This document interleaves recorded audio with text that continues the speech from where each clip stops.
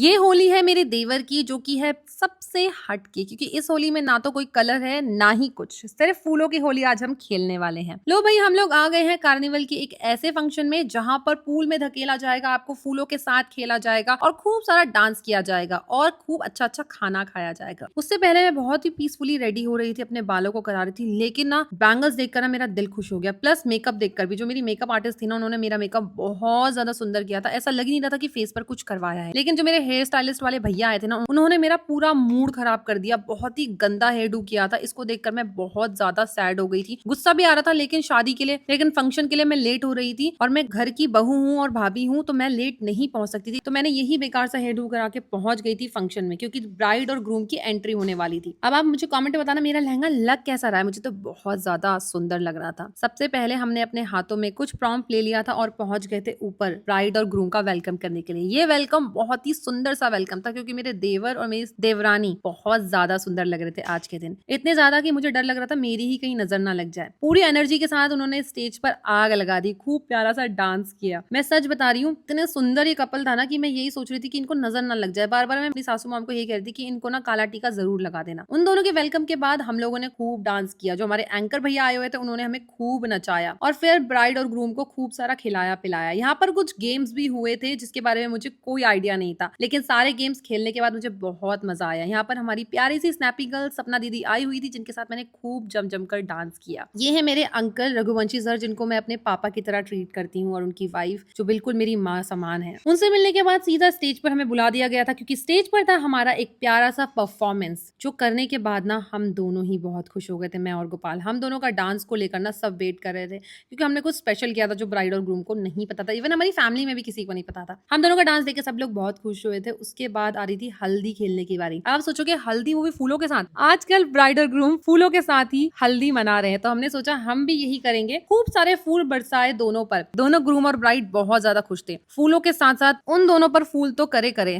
Plus हम लोगों ने एक दूसरे पर भी बहुत सारे फूल डाले, इतने की बालों पे चिपक गए थे सारे फूल। कहाँ कहाँ चले गए थे मैं बता भी नहीं सकती हूँ। काफी अच्छी हमने हल्दी बनाई। उसके बाद हम लोग नीचे उतर गए थे खूब सारा डांस करने के लिए, पैसे लुटाने के लिए। फिर बारी आई थी पूल में डालने के लिए। मुझे नहीं पता था मेरे पति को ही सबसे पहले पूल में फेंक दिया जाएगा, लेकिन ये देखकर मैं बहुत खुश हुई, क्योंकि लखन को पानी पसंद नहीं है। और जैसे ही मैंने लखन को पूल में जाता हुआ देखा ना, तो मैं बहुत ज्यादा खुश हो गई, इतनी कि मैं चिल्लाने लगी कि एक बार और, एक बार और। इतना ज्यादा खुश हो गई थी मैं। उसके बाद मेरे छोटे देवर को पूल में फेंक दिया था। एक एक करके सब लोग पूल में जा रहे थे। ये देखकर मैं और ज्यादा खुश हो गई थी, लेकिन डर लग रहा था कि कोई मुझे पूल में ना डाल दे, इसलिए मैं साइड हो गई थी, कुछ खाने पीने लग गई थी और अपना फोटो शूट कराने लगी थी। तो ये था पूरा कार्निवल का फंक्शन। अगर आपको भी अच्छा लगा हो तो वीडियो को लाइक, चैनल को फॉलो कर देना, क्योंकि अभी तो और फंक्शंस बाकी हैं मेरे दोस्त। Bye guys, love you all. मिलते हैं दूसरी वीडियो में।